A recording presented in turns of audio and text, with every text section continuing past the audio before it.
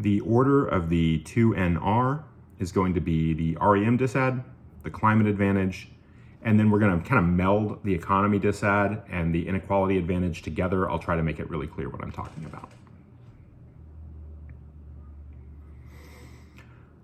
On the REM disad, we concede that there is no link. Since there are no turns in the DA, it's a non-issue on the ballot. They never put any turns or any offense on the disad, so we can kick out of it cleanly. Like, we will agree that the plan doesn't link to the REM disad.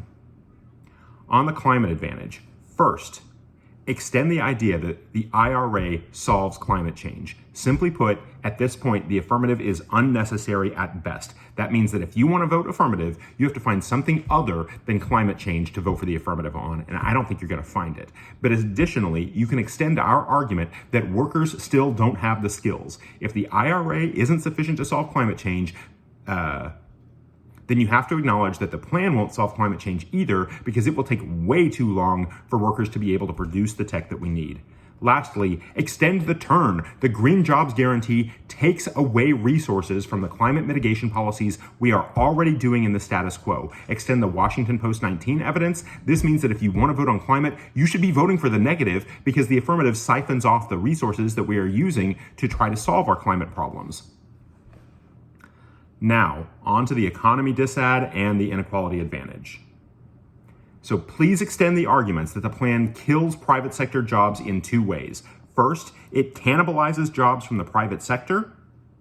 That means that people will leave their existing jobs. This was just conceded to in the last speech. People will leave their existing jobs to move to these these federally guaranteed jobs. That means that private sectors are now the private sector is now really in trouble trying to find labor, and businesses are going to close, and basically everybody's going to end up at some point in time becoming a public sector employee.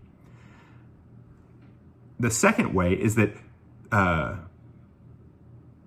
it also creates easy jobs that make it impossible for workers to transition back into the private sector after they take these jobs. And workers will need to be able to transition back into the private sector. Think about the last big federal jobs guarantee, the WPA. Where are those jobs now? Nobody's got a WPA job now. They ended. These will too. We shouldn't deprive workers of the ability to work in the private sector. By killing private sector jobs, you kill future innovation and all the high-paying jobs that come with it. This means that they wreck the economy, and that means they don't help inequality either. If we win the economy disadvantage, then we win the inequality advantage. The two are inextricably linked. Extend boom that the economic decline risks war. Even if there are examples of a recession not leading to war, there is no reason to risk it. A 1% chance of global war is absolutely worth rejecting the plan. Additionally, even if there's no war impact on the economy crumbling, it would still be bad. You can look to all of their inequality advantage. They say that inequality is worse than war. So there's still an impact to the economy disad.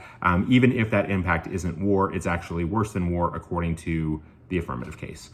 So the reasons that you should negate today. First, because we are the best way of solving climate change, because we don't siphon the tools and resources out of existing mitigation strategies now. So that's the first reason that you should vote for us. Like, we solve climate change. Or climate change is already being solved because of the IRA, so the plan is completely unnecessary. Don't do it. The second reason that you should negate today is because they don't do anything to actually reduce inequality. All they're doing is moving people out of private sector jobs into public sector jobs.